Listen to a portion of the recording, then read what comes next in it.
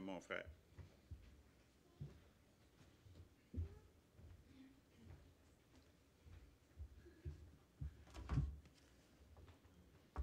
Hey, ça, c'est le fun.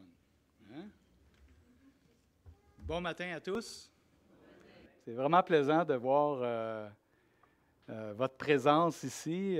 Ça fait quand même, je suis venu dans les derniers mois, puis je pense que c'est le premier matin depuis très longtemps où je vois autant de personnes réunies. C'est sûr que la raison principale est la pandémie, bien sûr, mais en tout cas, c'est un sujet de joie d'être avec vous. Merci aussi à ceux qui sont en ligne. Et je suis toujours aussi reconnaissant pour votre pasteur Patrick, qui est en vacances convalescence. Il va vous revenir, je suis convaincu, en pleine forme. Puis en attendant, ben, on continue de l'appuyer, prier pour lui, puis de demander au Seigneur de le fortifier, puis d'être prêt, frais et dispo pour l'automne qui vient, qui va être un automne, je suis convaincu, extraordinaire à l'Église de Repentigny. Vous êtes d'accord avec moi? Oui. Bon. Écoutez, la dernière année, vous avez entendu sûrement votre pasteur ou vos enseignants, vos anciens, les invités qui sont venus. Très souvent, une chose qu'on parlait ou une chose qui était mentionnée, c'était la pandémie. Avez-vous remarqué? Non, mais c'est vrai, hein? Et c'est normal parce qu'on a connu quand même une année extrêmement difficile. Planétairement parlant, on pourrait dire, dans notre pays aussi, dans notre continent, plus près de nous, dans notre province, puis dans votre ville, avec toutes ces questions de pandémie, ces difficultés qu'on a eues, ça a suscité toutes sortes de difficultés. Puis, non seulement dans la société en général, mais on est d'accord pour dire aussi dans l'Église. Dans l'Église, ça a suscité aussi énormément de défis. Et je vais vous donner un exemple. Il y a une Église que je connais qui vont se rencontrer pour la première fois le dimanche matin depuis plus d'1 an, la semaine prochaine. C'est leur première rencontre après 1 an sans rencontre. Alors, c'est tout un défi pour l'Église. Puis, c'est tellement encourageant de vous voir parce que vous savez ce qui est en train de se passer. Il est en train, là, comme ce matin, je vous vois, là, c'est l'occasion pour vous là, de développer votre proximité puis de pouvoir alimenter, fortifier votre unité. Et ça, c'est essentiel. Est-ce que c'est important, l'unité? Oh, il y en a au moins 3-4 qui sont d'accord avec moi. C'est très important. Puis une des façons dont on peut voir combien c'est important, c'est le Seigneur lui-même, dans cette prière de l'Évangile de Jean, chapitre 17, où on rapporte la prière de Jésus qui précédait finalement les événements de la croix qui suivraient, a prié pour les disciples et pour ceux qui croiraient en leur parole, en l'occurrence en l'Évangile, qui croiraient en lui. Il a prié à 5 reprises. Il a prié pour l'unité de ceux qui croient en lui. 5 reprises. Et l'expression qu'il emploie, je vous la cite, au chapitre 17, verset 11, « Afin qu'ils soient un », verset 21, « Afin que tous soient un », vers 21 une deuxième fois, « Afin qu'eux aussi soient un », 22, « Afin qu'ils soient un », 23, « Afin qu'ils soient parfaitement un ». Non, mais c'était une préoccupation pour le Seigneur que son Église puisse être un, que ceux qui croient en lui soient un? Oui, c'était une préoccupation. Alors, je relance la question, est-ce que c'est important l'unité? Absolument. Un gros oui ce matin. C'est important l'unité. Alors moi, j'ai ça sur mon cœur depuis quelque temps, puis ce matin, je veux saisir l'occasion pour pouvoir en parler. J'aimerais faire un petit peu plus de théologie puis d'explication, mais qu'on puisse regarder ensemble l'importance de l'unité. Et ce que j'aimerais toucher, c'est 3 volets avec vous. Le premier volet, j'aimerais qu'on regarde la définition de l'unité. Qu'est-ce que c'est bibliquement parlant, être un? J'aimerais qu'on regarde ça. Le deuxième volet, j'aimerais qu'on regarde, mais est-ce que j'ai une responsabilité par rapport à l'unité dans l'Église? Est-ce que ça me concerne individuellement? Ou c'est très large? J'aimerais qu'on regarde ça.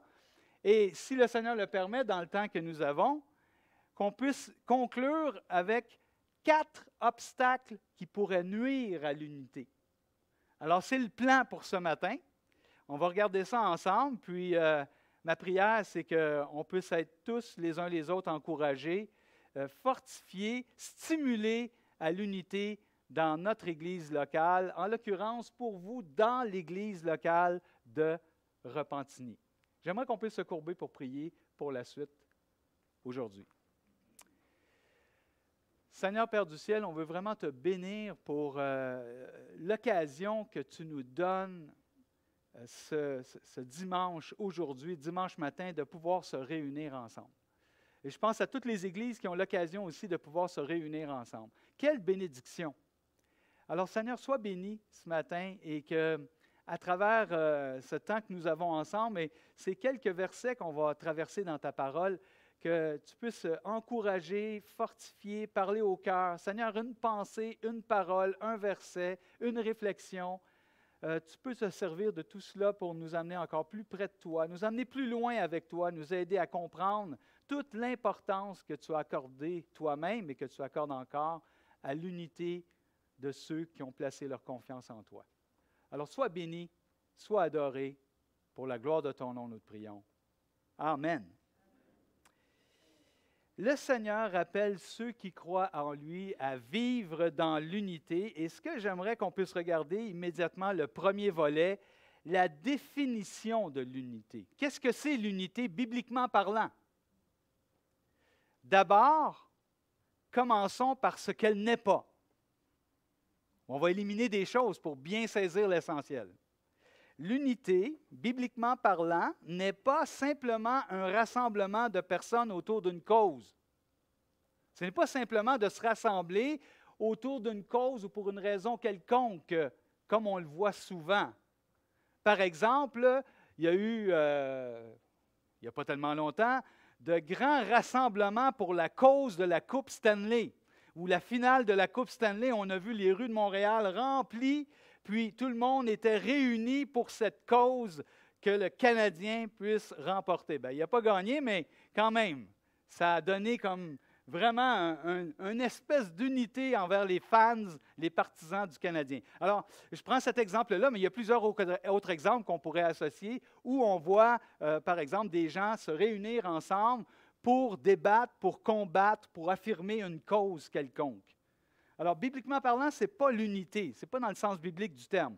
Deuxième chose, l'unité dans l'Église n'est pas culturelle. Ce n'est pas la culture, entre guillemets, qui réunit les croyants de l'Église. On pourrait dire, même ici, je vois différentes cultures qui sont là. C'est la preuve que ce n'est pas la culture ou ce n'est pas l'aspect culturel qui nous réunit. Ça peut nous unir aussi, c'est correct aussi, mais bibliquement parlant, ce n'est pas l'emphase. Troisième chose, la culture, pas la culture, mais l'unité n'est pas non plus un club social. On n'est pas réunis pour faire une activité quelconque. Jouer au bowling ou aller faire du sport, aller faire un road trip ensemble, se promener en vélo ensemble, une grosse gang, c'est bon aussi, c'est correct, mais ce n'est pas le but. Ce n'est pas de cette façon que se manifeste l'unité dans l'Église. Aussi, l'unité n'est pas seulement un rassemblement géographique de personnes. Ce n'est pas simplement des gens qui sont réunis ensemble dans un endroit géographique en particulier. L'unité biblique n'est pas virtuelle non plus. Ça a été super pratique d'avoir le virtuel dans la dernière année parce que ça a permis à beaucoup de gens, je pense entre autres à cette église que je vous mentionnais qui vont se réunir pour la première fois la semaine prochaine, ça leur a permis de pouvoir au moins avoir une connexion ensemble virtuellement. Mais l'unité de l'Église, bibliquement, n'est pas virtuelle parce qu'en réalité, le virtuel existe un peu moins longtemps que depuis que le Seigneur est venu, hein, n'est-ce pas? Ça, c'est notre génération, le virtuel. Mais ça fait des siècles, pour ne pas dire plus de 2000 ans, que le Seigneur est venu. Et pourtant, l'unité de l'Église s'est manifestée à travers les âges de différentes façons. Donc, utile, pratique, mais ce n'est pas virtuel, bibliquement parlant. Qu'est-ce que c'est maintenant selon l'Écriture? Je vous donne quelques définitions, puis on va regarder des passages ensuite. L'unité de l'Église dans son sens large est d'origine spirituelle basée sur la foi en Jésus-Christ. Elle se manifeste dans l'Église par la vie et la relation des croyants ensemble. L'unité est spirituelle. Ce n'est pas quelque chose que les êtres humains peuvent créer. Et elle est basée sur notre foi en Jésus-Christ. Et elle se manifeste comment? Par les rencontres ou le fait que les croyants sont rassemblés ensemble, comme aujourd'hui, comme dans un seul lieu.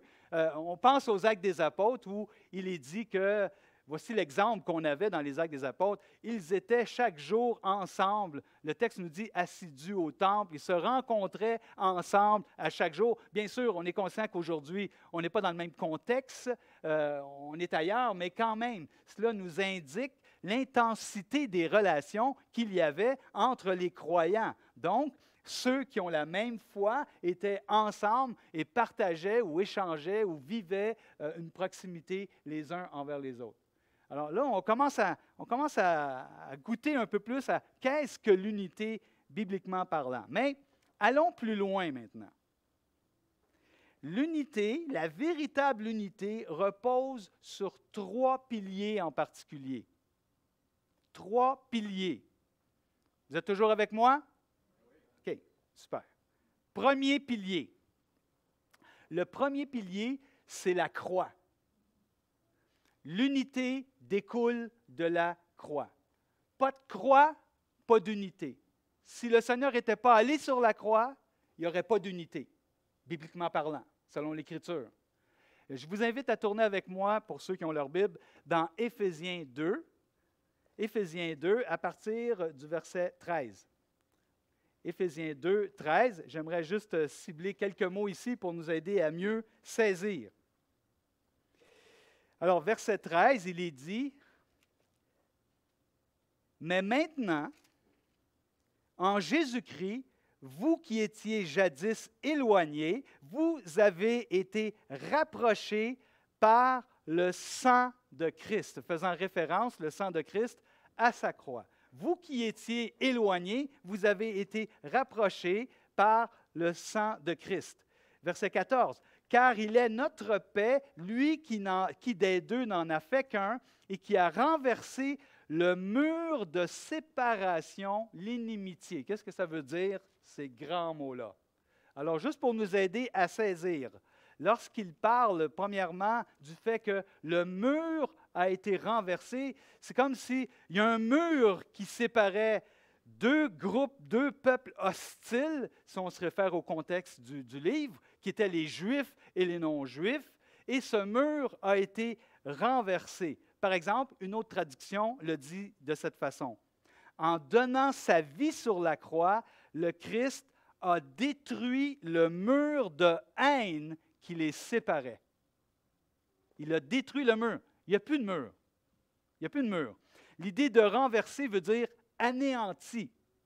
Et l'idée de la séparation, c'est querelle, discorde. Donc, Jésus a anéanti tout ce qui pouvait être un sujet de querelle, de discorde entre, contextuellement parlant, 2 peuples, les Juifs et les non-Juifs, mais aujourd'hui, à travers tous les peuples. Le mur est enlevé, peu importe nos origines, peu importe notre nation, peu importe notre culture, peu importe d'où on vient, par la croix de Jésus-Christ, toutes ces personnes qui ont mis leur foi en lui sont réunies maintenant sous un seul peuple, une seule race. Tu sais, quand tu vas arriver de l'autre bord au ciel, là, tu ne pourras pas dire « Et où l'Église du Québec ici? » Là, non, on se réunissait, là, à Repentigny. C'est où donc? Ils sont rendus où, là? On est tout le monde ensemble. Non, non, non. Ou tu ne pourras pas dire, hey, les églises haïtiennes sont où? Et où l'Église haïtienne? Ou encore, Oui, mais moi, je voudrais aller dans mon église latino. Là. Où mon église? Puis là, on pourrait multiplier les exemples. Non, non. C'est un seul peuple, une seule race, réunis ensemble, les nations. C'est l'Église du ciel. L'Église qui est basée, qui découle de la croix en Jésus-Christ. Deuxième chose, l'Église est universelle. C'est le point de réunion universel. 1 Colossiens 1,20, je vais vous le lire parce qu'il y a beaucoup de versets que je veux vous partager. La paix, Jésus-Christ nous a donné la paix par le sang de sa croix. La croix fait toute la différence. J'aimerais vous donner un exemple de ce que j'ai vécu. Moi, j'ai eu le privilège d'être pasteur dans une église où il y avait 17 nationalités réunies. Et on était tous ensemble. Puis je me rappelle un bon dimanche matin, il y a une dame de notre église qui a invité son conjoint à venir à l'église. Puis c'était une dame haïtienne. Fait que lui, il arrive, puis c'est un haïtien aussi d'origine.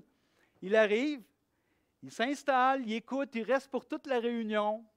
Il regarde ça, puis il observe ça. Puis là, la réunion termine, puis à la fin de la réunion, il vient me voir. Puis il me dit, « Hey, il dit, cette église ici, c'est un miracle. » Fait que moi, ah oui? Pourquoi? Ben, il dit, c'est un latino à l'accueil, c'est un arabe qui dirige, c'est un haïtien à l'offrande, puis c'est un Québécois qui prêche. Il dit, c'est un miracle. C'est le miracle de la croix. C'est le rassemblement de toutes les nations basé sur la croix. Ce n'est pas extraordinaire? De sorte que vous êtes comme une seule Église, malgré qu'il y a des nations qui sont représentées ici ce matin. Mais c'est extraordinaire de penser que maintenant, en Jésus-Christ, vous formez un seul peuple en lui, par la foi en lui.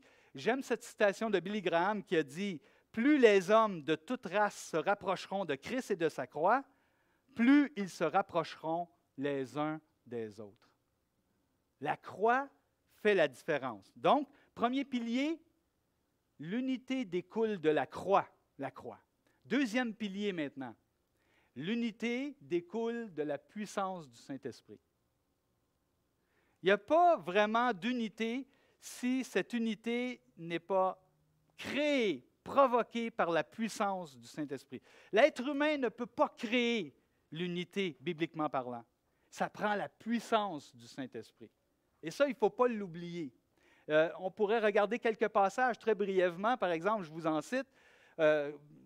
Immédiatement, on pense à Jean au chapitre 3, lorsque Jésus rencontre Nicodème. Que lui dit-il?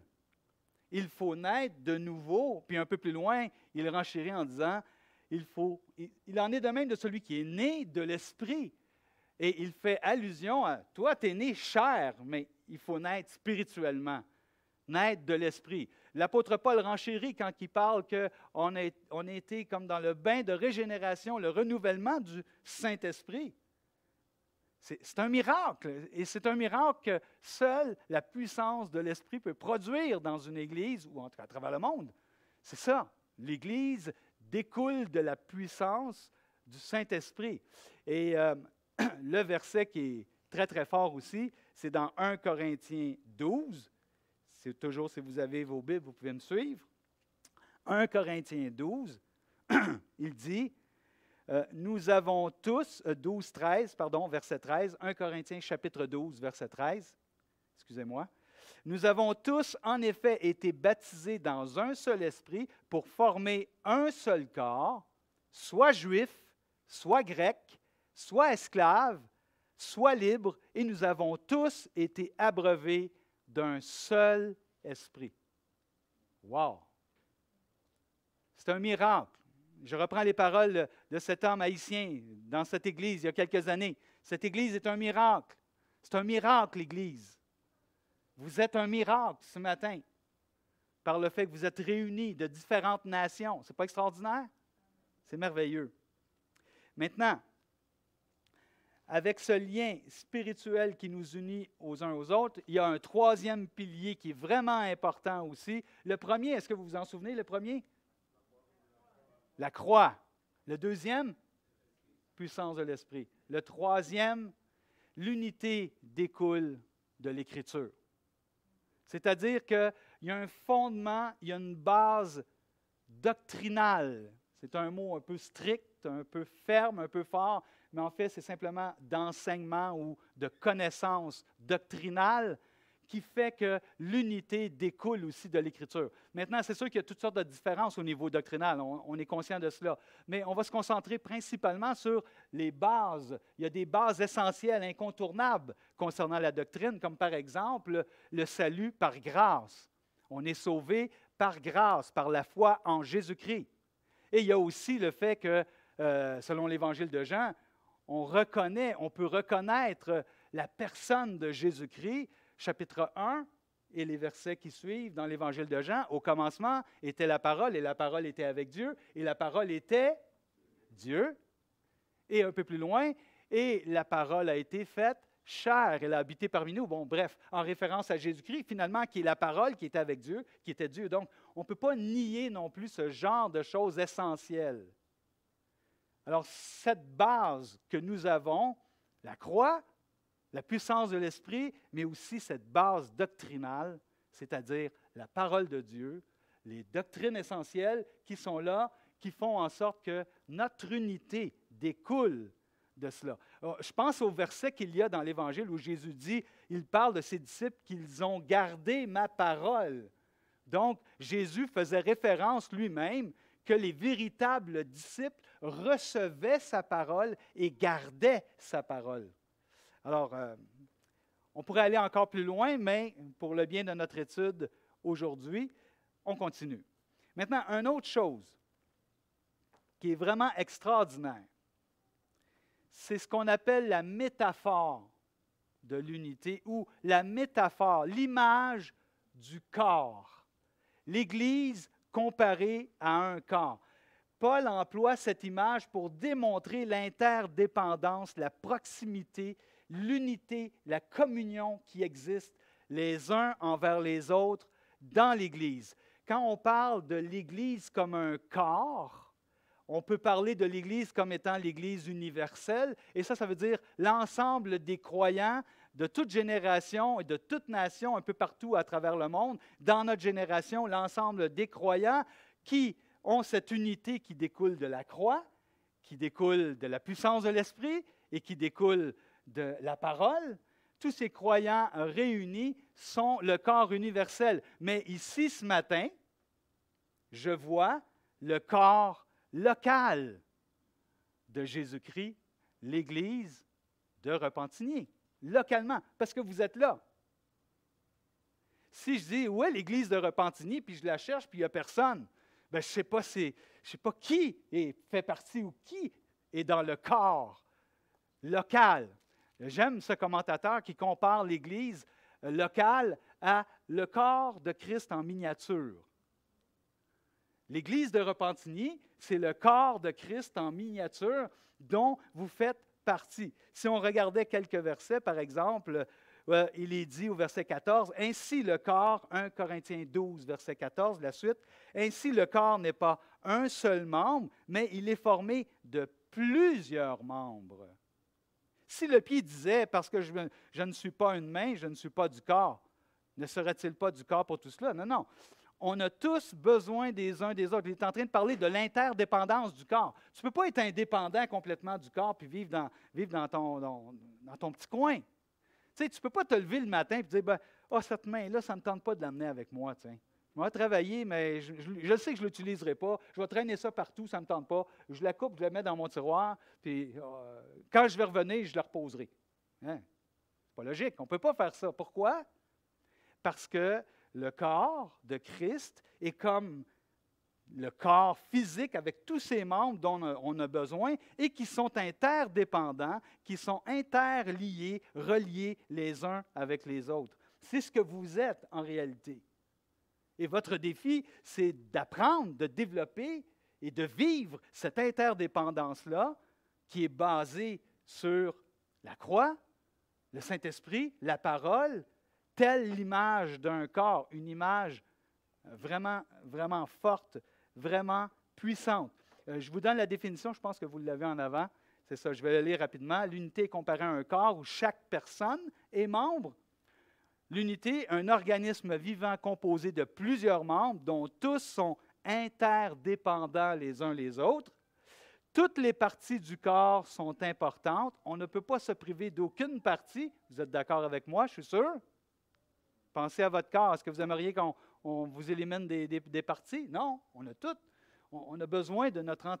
On est un corps entier, on veut le faire fonctionner au maximum. C'est exactement la même chose dans l'Église. Finalement, ce corps, l'unité, c'est cette proximité, ce rapprochement, cette communion, cette relation, unité. Et finalement, cette unité spirituelle se concrétise par mon appartenance et ma présence au corps visible des croyants. Et pour l'application de ce matin, à quelle place? Où? À Repentigny. Hey, vous êtes toujours avec moi, là? Hein? Oui, OK. C'est vraiment important. Je n'ai pas fini, j'ai des bonnes choses à vous dire encore. Juste pour vous donner un autre exemple qui me touche et qui me rappelle des bons moments malgré l'épreuve. Toujours dans cette même église où j'ai été pendant quelques années, en 2010, il y a eu cette épreuve terrible que Haïti a vécue avec le tremblement de terre. Je sais qu'Haïti a vécu encore un tremblement de terre tout aussi terrible et c'est vraiment désolant. C'est un peuple qui a vraiment besoin de nos prières puis d'être entouré à travers les épreuves. Mais l'expérience que moi j'ai vécue il y a quelques 11 ans dans cette église où c'était la catastrophe. Il y avait plusieurs morts. Il y avait des gens dans notre église qui avaient des membres de famille qui avaient 100 nouvelles et tout. Et c'était vraiment difficile. Puis moi, comme pasteur, j'avais demandé, j'avais un Haïtien sur notre conseil, puis j'avais demandé, écoute, t'apporterais-tu la parole ce dimanche matin-là? Puis ça s'est fait très vite dans la semaine. Il a accepté. Puis ce frère-là est arrivé en avant, puis il a pleuré, je pense, au moins 10 minutes avant de commencer à parler. C'était vraiment touchant. Puis, moi, j'étais en arrière, puis je regardais toute l'assemblée qui était réunie. Là, imaginez là, les quelques 17 nationalités, ou à peu près à ce moment-là. Là. Puis c'est comme si je voyais que les nations n'existent plus.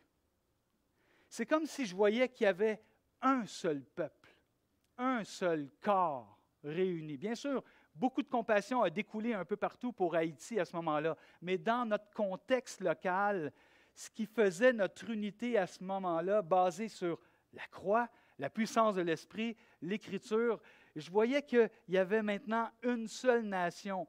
Quand un membre souffre, tous les membres souffrent. Hein? C'est ce que Paul explique dans 1 Corinthiens 12. Et on le vivait, on le voyait. Et c'était vraiment touchant. Les gens pleuraient dans l'Église. Ensuite, les réunions de prière qui ont suivi, où il y avait de l'intensité, il y avait un désir, il y avait un appui, et tout ce qui a été fait de part et d'autre pour accompagner, pour aider les frères, sœurs haïtiens qui étaient dans l'Église, et tout ce qui pouvait être fait, on voyait ce réveil ou cette prise de conscience d'unité du corps de Christ. Et pour moi, ça a été une des expériences les plus extraordinaires que j'ai vécues, malgré l'épreuve terrible. Mais au niveau de la réaction, au niveau de l'unité, ça a été vraiment un témoignage extraordinaire. Donc, on est en communion avec le Seigneur. Je vous cite un verset aussi en conclusion. La parole vivante, qui est une paraphrase, ça nous aide toujours à un peu mieux saisir. Regardez ce qu'il dit. De même, nous tous qui sommes en communion avec le Christ, malgré notre pluralité, nous formons ensemble qu'un seul corps. Individuellement, chacun a besoin de tous pour être complet. Nous sommes mutuellement interdépendants. En effet, comme les organes entre eux, nos fonctions nous lient les uns les autres. Pas extraordinaire? Ça, c'est la vision du corps de Christ. L'unité. Cette petite église en miniature, mesdames et messieurs, ici, et dans toutes les églises locales qui se réunissent. ce matin. Quelle belle vision. Maintenant, cela m'amène au deuxième volet d'aujourd'hui. Le premier volet qu'on a regardé, c'est la définition. Alors, on a approfondi un peu plus. Qu'est-ce que veut dire être uni bibliquement parlant? On ne peut pas créer l'unité de l'Église, ce n'est pas simplement un rassemblement pour une cause et tout ce qu'on a vu, mais ça découle de la croix, de la puissance de l'Esprit et de l'Écriture. Et l'image par excellence qui est donnée pour nous, c'est le corps de Christ. Nous sommes membres les uns les autres. Quelle belle image. Maintenant, est-ce que j'ai une responsabilité, moi, par rapport à ça? Est-ce qu'on a une responsabilité individuelle? Est-ce que vous avez cette responsabilité individuelle pour vous-même dans l'Église, pour l'unité de votre Église? Une bonne question. Je vous invite à tourner encore une fois dans un autre passage. On va aller dans Éphésiens chapitre 4 et on va lire quelques versets qui y sont inclus. Éphésiens 4, à partir du verset 1.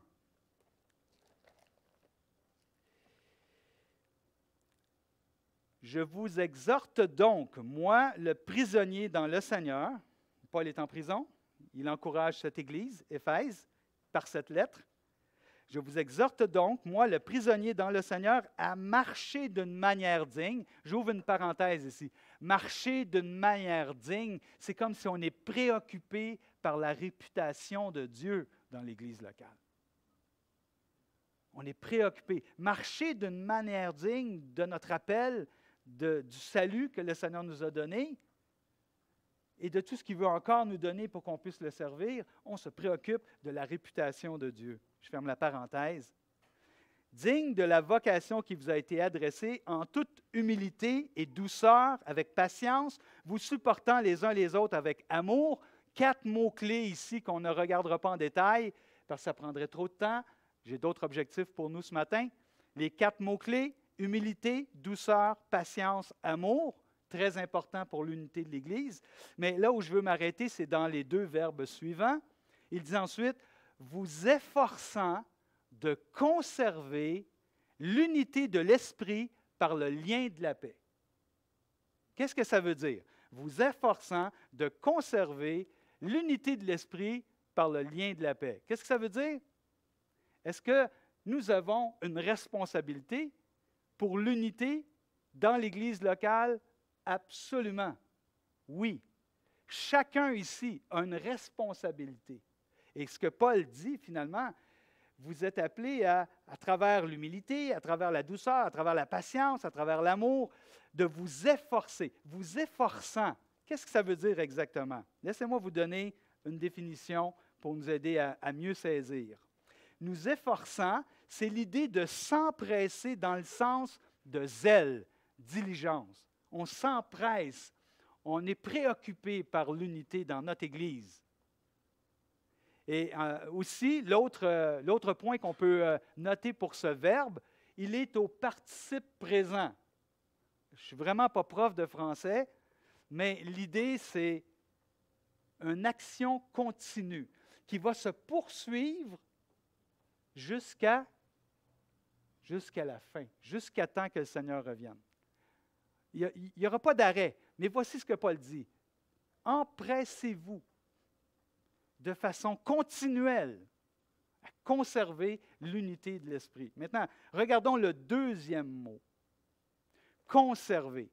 Que veut dire conserver? L'idée, c'est s'occuper soigneusement.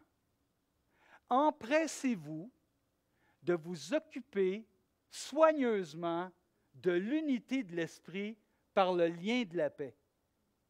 C'est votre responsabilité en tant que personne qui assiste à l'Église ici, locale de Repentigny. Est-ce que j'ai une responsabilité? Oui, vous êtes appelés à vous efforcer à conserver l'unité. Oh, efforcer. Il me semble que le mot effort, il y a eu un temps où le mot effort, plusieurs étaient allergiques au mot effort parce qu'on avait peur de dénigrer la grâce. Alors, est-ce qu'il y a une contre-indication à s'efforcer par rapport à la grâce? Non. La grâce n'exclut pas l'effort de faire du bien dans l'Église locale, de faire du bien aux autres. Alors, je veux m'efforcer de conserver l'unité par ma façon de parler, par ma présence, par mon engagement, par mon implication, en encourageant les autres. Et là, on pourrait multiplier les façons de faire. Mais il est clair, ce matin, que nous avons cette responsabilité. C'est une responsabilité que l'apôtre Paul nous parle, s'efforcer de conserver l'unité de l'esprit par les liens de la paix. Maintenant, troisième volet que j'aimerais vous partager ce matin, 4 obstacles qui peuvent nuire à l'unité. Est-ce qu'il y a des choses qui pourraient nuire à l'unité? Hein? C'est une bonne question à se poser. L'unité, bibliquement parlant, comme nous venons de le voir, qu'est-ce qui pourrait nuire à l'unité? Voici, j'ai essayé de réfléchir, moi, en pensant à les situations actuelles, puis d'adapter ça un petit peu à ce qu'on vit présentement. Et une des choses qui m'est venue à l'esprit, qui est peut-être un piège, ou qui peut être un piège certainement pour certains, c'est le confort de notre salon. Là, vous dites, voyons, tu as pris ça dans la Bible, là, ça vient de où ça, le confort de notre salon? Je vais vous expliquer pourquoi ça peut devenir un piège. Parce que ça fait plus d'1 an que beaucoup d'églises, je pense à cette église que je vous ai parlé, qui va se rencontrer pour la première fois après 1 an la semaine prochaine. Ça fait 1 an qu'il y a des rencontres en ligne et ça a été extraordinaire. Ça a été une grande bénédiction de pouvoir avoir accès à des rencontres en ligne, c'est-à-dire de pouvoir profiter des célébrations parce qu'on avait un nombre restreint, parce qu'on était limité. À un moment donné, moi, je me souviens, je suis venu ici, là, il y avait maximum 25 et à la première célébration et à votre deuxième célébration. C'est limité quand on est habitué de voir peut-être 100, 150 personnes, je ne sais pas. Donc, c'est quand même limité. Et donc, on a profité de cette bénédiction d'être en ligne, mais le danger, c'est de s'habituer d'être en ligne au point qu'on ne sent plus vraiment le besoin ou la nécessité maintenant d'être en présentiel avec l'ensemble des croyants du corps de Christ. Et quand je dis ça, je ne parle pas de ceux qui ont des problèmes de santé. Il y en a sûrement qui m'écoutent en ligne présentement, qui ont des problèmes de santé ou qui ne peuvent pas se déplacer. Et ça a été une grande bénédiction. D'ailleurs, je pense que la majorité des églises veulent continuer en ligne. Donc, c'est un bienfait. Ça a donné une exposition extraordinaire. On peut vraiment exposer le message de l'Évangile, faire connaître les églises à travers ça. Alors, quelle bénédiction! C'est une grande bénédiction. Mais le Seigneur veut nous amener beaucoup plus loin. C'est une plus grande bénédiction d'être ensemble ce matin. Et pour ceux qui le peuvent, voilà le défi.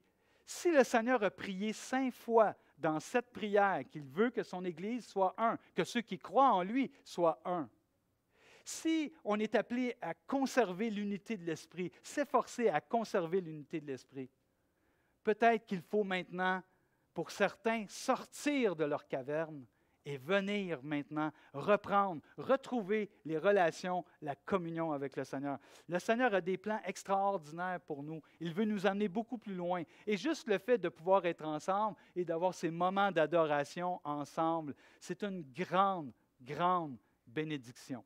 Alors, je le mentionne, peut-être que ça ne vous concerne pas, en tout cas en particulier, vous ce matin, je vous vois, vous êtes là, mais réfléchissons.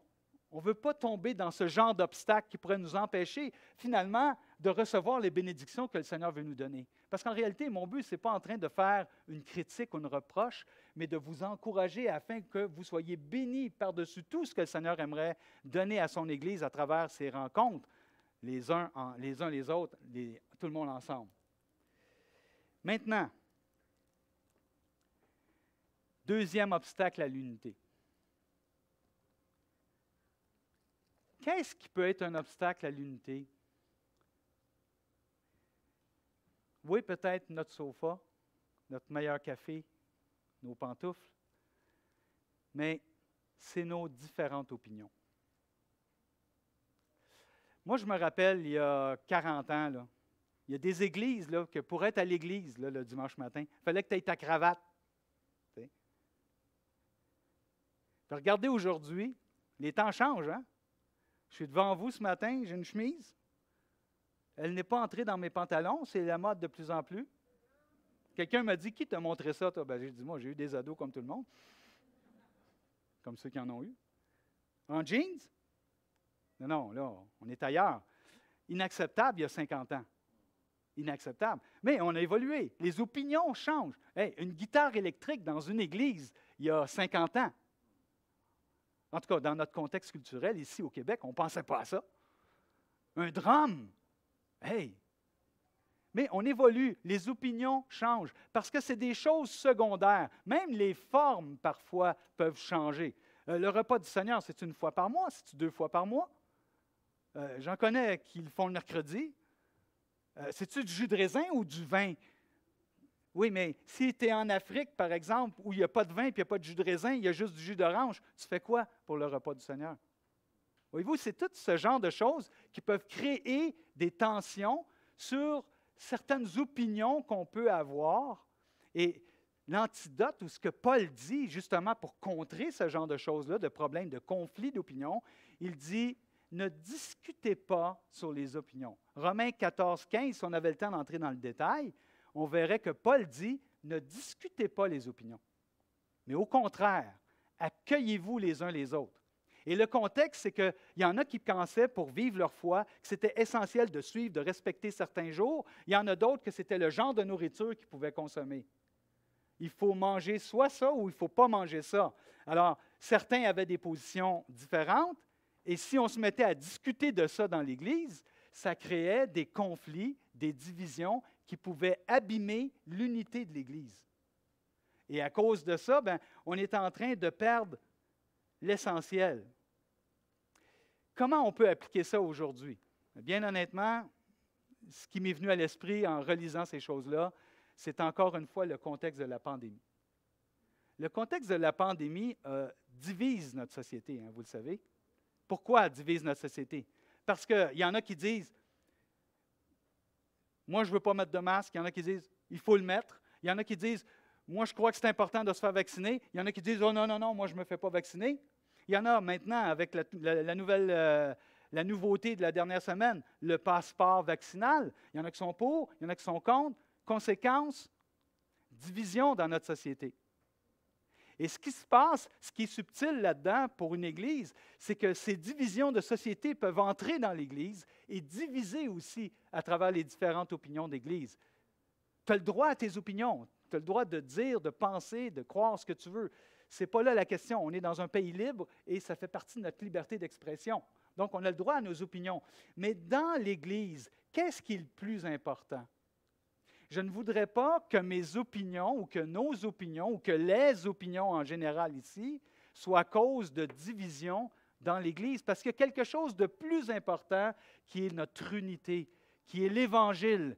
L'Évangile demeure la priorité pour une Église, n'est-ce pas? Ça devrait être la priorité. Alors, on ne veut pas changer notre passion pour autre chose que le message de l'Évangile, parce que c'est la priorité. En tout cas, c'est ce que je comprends de l'Écriture. J'essaie de vous exprimer ce que je vois ici dans le texte. Alors, pensons-y maintenant dans nos opinions. Est-ce que ça vaut la peine de pousser fort, d'être passionné pour mon opinion en particulier, qui va être la plupart du temps secondaire?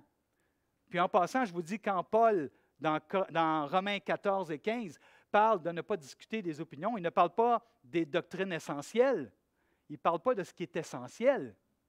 Dans le sens qu'il n'est pas en train de dire, bien là s'il y en a qui ne croient pas que c'est par la grâce, ou il y en a qui ne croient pas que Jésus-Christ est allé sur la croix, ou il n'est pas vraiment mort, peu importe toutes les positions qu'il peut y avoir, il n'est pas en train de dire, ne discutez pas sur ça entre vous. Non, non.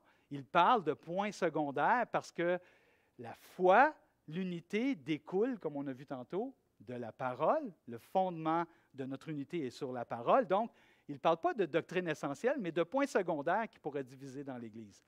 Alors, en résumé, est-ce que je suis prêt, ça c'est la question qu'on peut se poser, est-ce que je suis prêt à renoncer jusqu'à un certain point à mes opinions personnelles sur quelque chose de secondaire qui se passe soit dans la société. Quand je veux dire secondaire, je ne veux pas dire que ce n'est pas important, ce n'est pas grave. Je parle en référence à l'Écriture et aux doctrines essentielles. Est-ce que je suis prêt à renoncer à quelque chose de secondaire pour le bien des autres, pour le bien de l'unité de l'Église, et pour encourager, pour stimuler et pour m'efforcer à conserver l'unité de l'Église au sein de mon Église locale, en l'occurrence, l'Église en miniature, le corps en miniature à Repentigny. Alors, c'est une bonne question. Alors, je suis conscient que ça amène des réflexions, mais je pense que la question est pertinente pour le bien de l'Église et pour le bien de l'avenir de l'Église. Je crois que c'est vraiment pertinent. Donc, faisons attention à nos opinions, parce que les conflits d'opinion peuvent détruire le témoignage d'unité dans l'Église. C'est vraiment une réalité. Si les gens regardent notre Église aujourd'hui, que voient-ils? Imaginez les gens à l'extérieur qui regardent l'Église. Ils sont neutres, ils font juste observer, ils regardent ce qui se passe. Que voient-ils de l'extérieur? Quelle serait leur perception? Une bonne question. C'est vraiment important. Est-ce que je vous ai parlé du sapin de Noël? J'en ai-tu parlé ici? Non? OK. Excusez-moi, là, je n'étais pas sûr parce qu'on a vu ça à la première partie. Mais j'ai lu une histoire qui a eu lieu il y a très, très longtemps dans une église aux États-Unis. Et c'est à propos d'un sapin de Noël. En fait, selon l'histoire, il y avait des gens dans l'église qui voulaient monter un sapin de Noël pour le programme de Noël. Et ils tenaient à leur sapin de Noël, mais il y avait un groupe qui était opposé au sapin de Noël et qu'eux ne voulaient pas de sapin de Noël. Des opinions différentes, perceptions différentes. Alors, ceux qui voulaient un sapin de Noël ont monté leur sapin de Noël. Mais ceux qui ne voulaient pas de sapin de Noël, une fois que le sapin de Noël a été monté et que les gens sont partis, ils sont venus, ils ont défait le sapin de Noël. Alors, quand ceux qui ont monté le sapin de Noël se sont aperçus qu'on avait défait leur sapin de Noël, ils sont revenus et ils ont remonté leur sapin de Noël. Finalement, ça a fini en confrontation entre les deux positions, les deux opinions. Conséquence, ça s'est envenimé, ça s'est animé.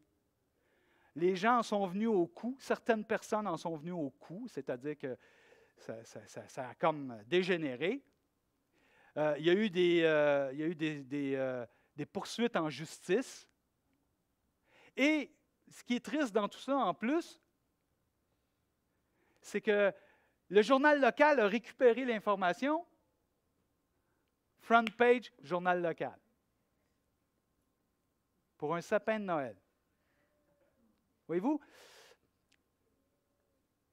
Paul dit, ne discutez pas sur les opinions.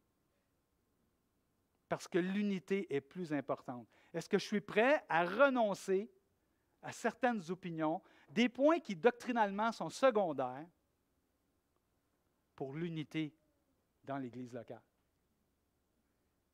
Une bonne question à se poser. Troisième obstacle, il m'en reste 2. On achève, on a presque terminé. Troisième obstacle à l'unité, la critique. L'Église de Repentigny, vous critiquez jamais, vous autres. C'est ça. Jamais, jamais, jamais, jamais. Hein? Non, on est humain, hein? On est humain. On a nos jugements, on a notre perception, on a notre façon de voir. Puis parfois, oh là là là là, ça sort de la bouche, tu sais, là, puis trop tard pour les rattraper, là, tu sais, c'est sorti. La critique. La critique, un fléau de notre société, certainement. Prenez les réseaux sociaux, là, on se laisse aller là-dessus, mon ami. Il y en a que ça chiale au bout du clavier. T'sais. C'est triste, je ne sais pas pourquoi, peut-être qu'on est plus fort derrière un clavier, mais il n'en demeure pas moins que c'est une réalité. Je pense qu'il faut aborder ce sujet-là. T'sais. Mais vous savez ce que dit l'Écriture? L'Écriture, dans Éphésiens 4, verset 29, il dit « Qu'il ne sorte de votre bouche aucune parole mauvaise, mais s'il y a lieu, quelques bonnes paroles qui servent à l'édification et communiquent une grâce à ceux qui l'entendent. » Ouais, c'est toute une vision. Quand je parle, je fais du bien aux autres. C'est ça que ça veut dire. Développe la vision, Paul est en train de dire, développe cette vision que quand tu parles, tu fais du bien aux autres. Et boy, je te dis que ça aide à freiner, hein? à nous retenir. Une autre version dit que la parole de Christ, c'est-à-dire, aucune parole mauvaise ne doit sortir de votre bouche. Dites seulement des paroles utiles qui aident les autres selon leurs besoins et qui font du bien à ceux qui l'entendent. C'est pas une belle vision, ça? Quelle belle vision!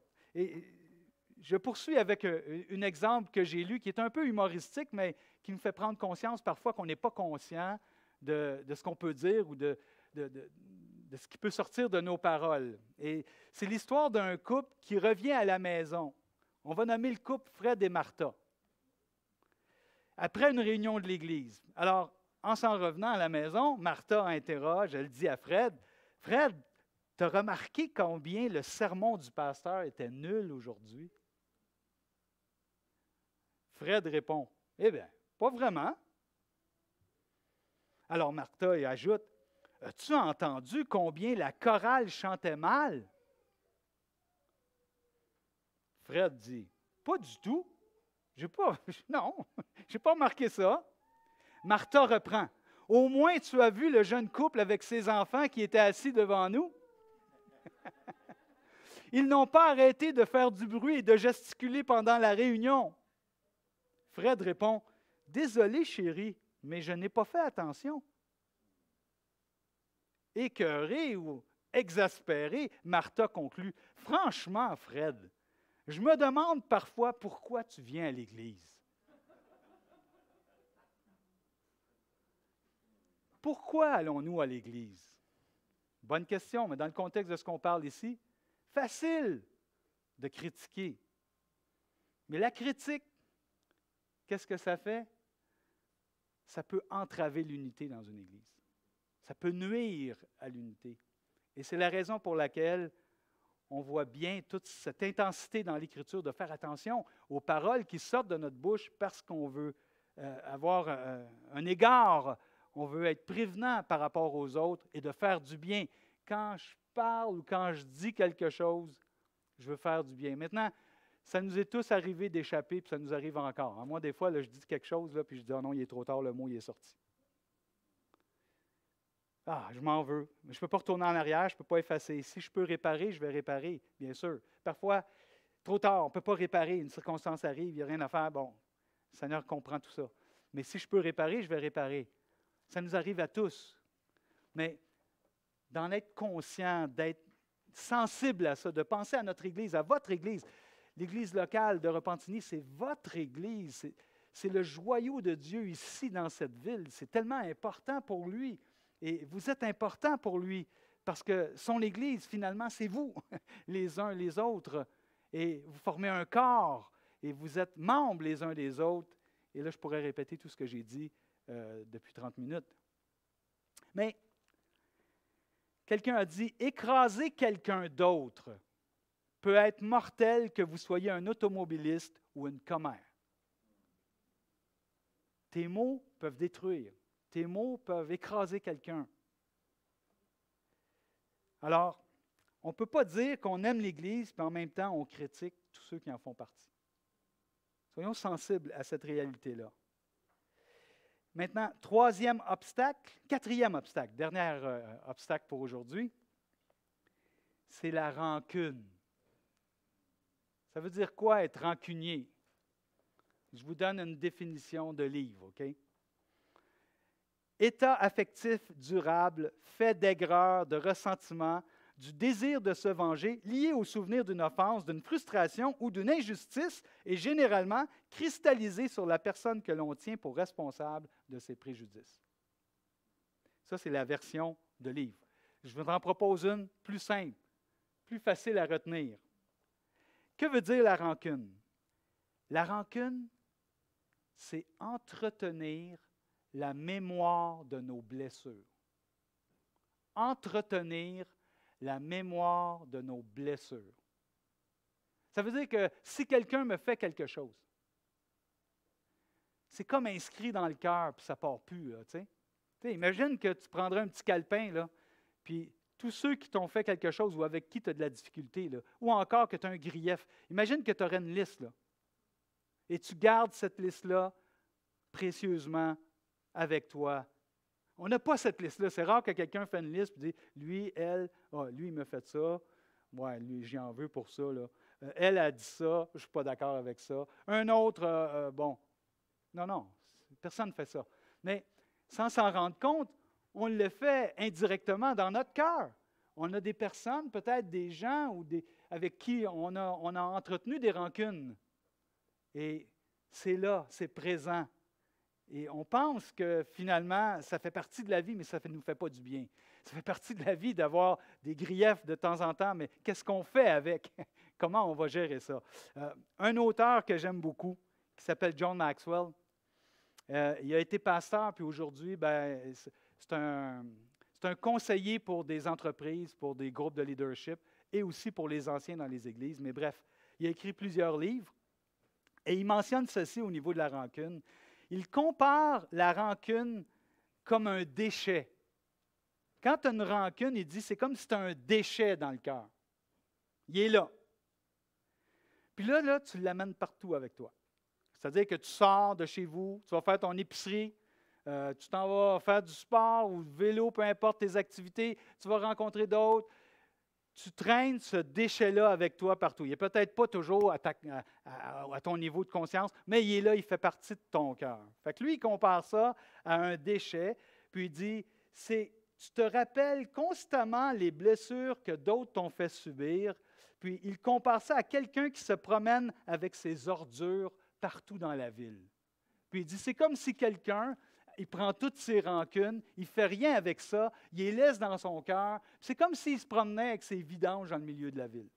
C'est un peu cette image qu'il donne. C'est une image qui nous provoque, qui nous saisit, mais c'est pour nous amener à voir que la rancune ne fait rien de bon. La rancune ne fait qu'entretenir les distances ou ne fait qu'empêcher de vivre une unité puissante que le Seigneur veut voir dans son Église. Quelle est la façon de régler la rancune? Très brièvement, la plus importante, le pardon. Le pardon. Je suis conscient que parfois, il y a des choses qui se passent dans nos vies qui vont demander plus de travail.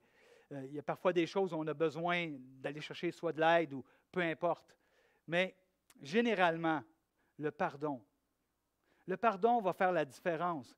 Le pardon, c'est dire, écoute, je ne te tiens pas rigueur pour ce qui a été fait. Tu n'es même pas parfois obligé de le dire parce que parfois, il y a des gens qui nous blessent et ils ne le savent même pas, qu'ils nous ont blessés. Ça ne veut pas dire qu'on va les revoir aussi. Mais qu'est-ce que je fais avec? Et dans l'Église locale, dans la vie en général, mais dans l'Église locale, si je veux m'efforcer à conserver l'unité, j'ai besoin de me placer devant le Seigneur et de choisir, de faire le choix de pardonner. Puisque lui m'a pardonné, je choisis de pardonner. Pensons juste au Seigneur. Hey, il t'avait une gang pas facile. Tu sais, il y avait deux qui... Il y a eux autres qui voulaient les honneurs.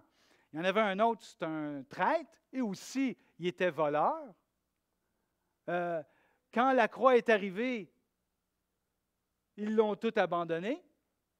Au moment où il y avait le plus besoin d'eux, ils l'ont tout abandonné. Vous êtes toujours avec moi? OK. Ils l'ont tout abandonné. Alors, que fait le Seigneur lorsqu'il ressuscite puis il arrive devant les disciples? Il leur dit, « Hey, ma gang de lâcheux, vous m'avez tout abandonné. » Non. Il rentre avec le cœur rempli de paix et il veut communiquer cette paix. Non pas la rancune, avec raison, hein, parce que ça, c'est une chose qu'on n'a pas parlé, mais tu peux avoir une rancune ou du moins tu peux en vouloir à quelqu'un parce qu'on t'a vraiment blessé. Tu as raison et tu es convaincu que tu as raison. Là, tu sais, une injustice, par exemple. Tu as raison. Là. Le Seigneur arrive, non pas avec ces injustices que ses apôtres lui ont fait subir, mais il arrive avec cette parole que la paix soit avec vous. Imaginez qu'on choisisse le même chemin, la même façon de réagir que le Seigneur Jésus. Que la paix soit avec tout le monde ici. Oui, il y a des choses. Parfois, on a besoin d'aller prendre un café et de se parler, comme je disais. Parfois, il faut aller plus loin. Mais généralement, on peut reconnecter, retrouver l'unité, revivre ensemble. après cette année de pandémie difficile où tout le monde est épuisé, tout le monde est fatigué de ça. Et ça ne finit plus. Là, on parle du 4e variant, puis on n'ose pas s'imaginer la suite. Ça ne finit pas. On a tellement besoin d'unité. On a tellement besoin de se reconnecter les uns les autres et de vivre comme le Seigneur nous demande de vivre. Lui-même préoccupé où il prie qu'il soit un Père, qu'il soit un Père. Alors, réfléchissons à tout ça ce matin et voyons combien on est béni de connaître le Seigneur Jésus, de connaître sa grâce. Et rappelons-nous que l'unité, on ne peut pas la créer. En réalité, c'est une bénédiction que Dieu donne. C'est Dieu qui l'a créée, c'est divin. Il l'a créée à travers la croix. L'unité découle de la croix, l'unité découle de la puissance de son esprit. Je pense à ces paroles, on pourrait connecter avec l'Évangile de Jean. Il va nous donner un autre consolateur qui va être éternellement avec nous. Ce n'est pas la puissance de l'esprit, ça, que le Seigneur veut accorder à ceux qui se confient en lui. Et finalement, l'unité découle de la parole de Dieu. On est sur les mêmes bases essentielles, doctrinales. Ça fait partie de l'unité. C'est ce qu'on voit dans l'Écriture. C'est ce que Jésus a dit. Il garde ma parole. Si quelqu'un m'aime, il gardera ma parole et mon Père l'aimera et nous viendrons à lui. Nous ferons notre demeure chez lui. C'est ce que le Seigneur a mentionné dans l'Évangile de Jean. Alors, ce matin, que le Seigneur puisse vous bénir. J'ai dépassé mon temps, je pense. Oui. J'ai encore le temps pour un psaume. Ça conclut vraiment. C'est tellement beau. De toute façon, je ne reviens plus. Patrick ne m'a pas réinvité pour les prochaines semaines. Non, c'est une blague. Non, je vais être là le 12, mais quand vous allez être à votre camp, moi, je vais venir pour la louange. Donc, voilà. Mais c'est le psaume que probablement, ça vous vient immédiatement à l'esprit, le psaume 133. C'est le psaume de l'unité, on pourrait le nommer ainsi. Et il dit, « Voici, ô qu'il est agréable, qu'il est doux pour des frères d'être ensemble. » Ah, réunis ensemble, quelle bénédiction! C'est comme l'huile précieuse qui est répandue sur la tête, descend sur la barbe d'Aaron, qui descend sur le bord de ses vêtements. C'est comme si Dieu envoie son onction. À travers cette réunion, le Seigneur se manifeste, il envoie son onction dans l'assemblée de Dieu. Et il conclut, c'est comme la rosée de l'Hermon, c'est tellement rafraîchissant, qui descend sur les montagnes de Sion. C'est là que l'Éternel envoie la bénédiction, la vie pour l'éternité. Amen. Seigneur Père du ciel, merci pour ces instants précieux que tu nous as donnés ce matin. Merci pour tous ceux qui se sont réunis ici ce matin. Merci pour tous ceux qui sont en ligne. Merci pour ce que tu nous accordes, ce grand privilège d'être un, d'être unis ensemble.